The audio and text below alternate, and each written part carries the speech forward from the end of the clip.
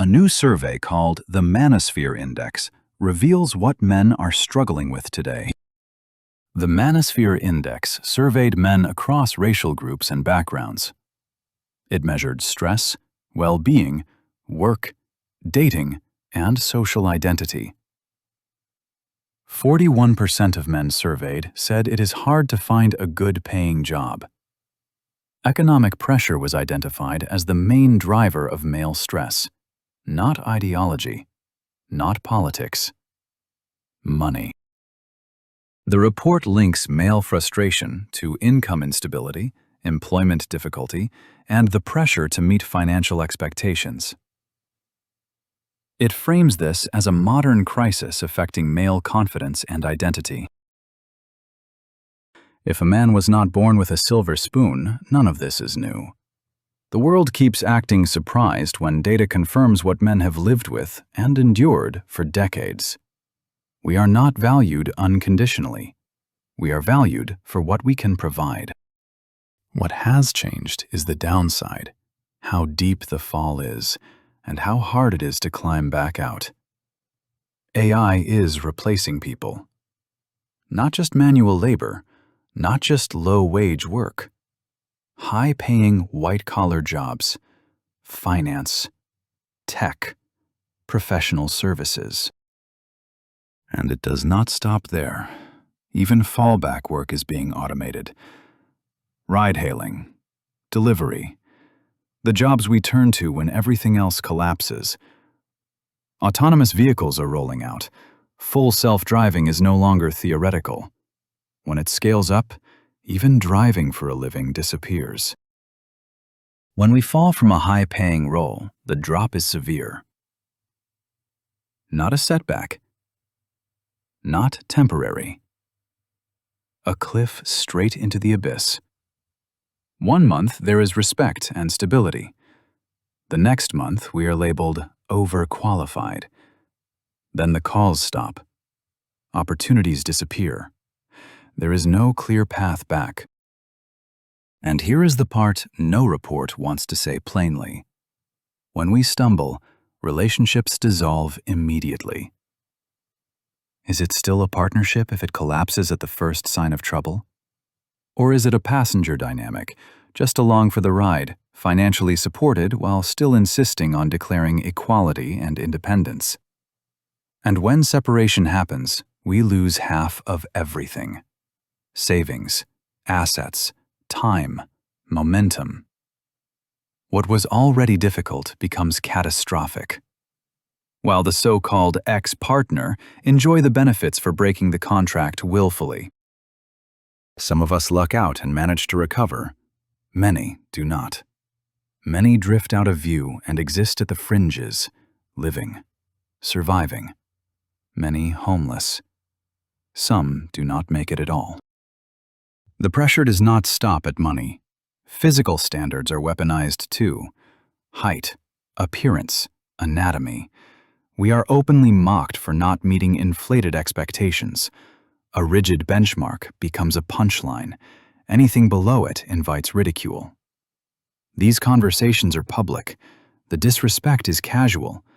So we are judged on income, on status, on resilience, and now on our bodies.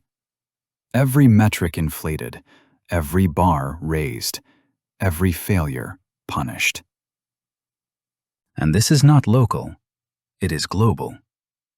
In the United States, dating culture talks about the triple sixes. Except 6 figures no longer means 100,000. That level is dismissed as insufficient. The bar has long shifted to 500,000 or more. Always more. At the same time, the so-called perfect man, earning at the very top and meeting physical ideals, is framed as endlessly agreeable, always available, always accommodating, doing everything, cooking, cleaning, fixing the house, everything. All the while, these same standards are never applied to people who break rules, the reckless ones. Short-term excitement with high turnover. Commitment and provision are demanded from one group. The double standard is obvious. and men are expected not to notice. In China, the pattern looks different, but the pressure is the same. Extreme dowry expectations, a big house, a luxury car, proof of lifetime provision paid up front. Smaller or practical cars are dismissed. Eyes roll, condescension follows, conversations end. In many cases, that burden does not fall on the man alone, it falls on his parents as well. Families take on generational debt. Parents mortgage their homes. Some sell the only property they own, all so their son can qualify to start a family. Different cultures, same demand. Produce more, prove more, risk more, for nothing in return. Not loyalty, not virtue.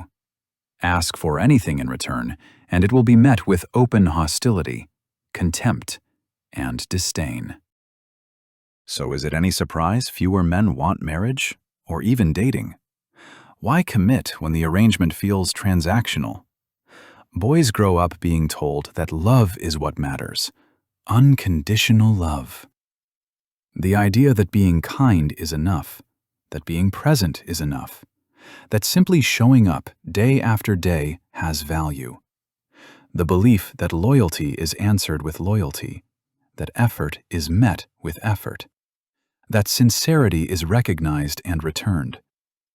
Love as something patient, something steady, a bond that deepens through difficulty, that survives hardship, that grows stronger when the world gets heavier. Love that stays. Love that stands firm when circumstances change. Love that does not keep score. Love that stayed, not because it had to, but because it wanted to. And then it ends.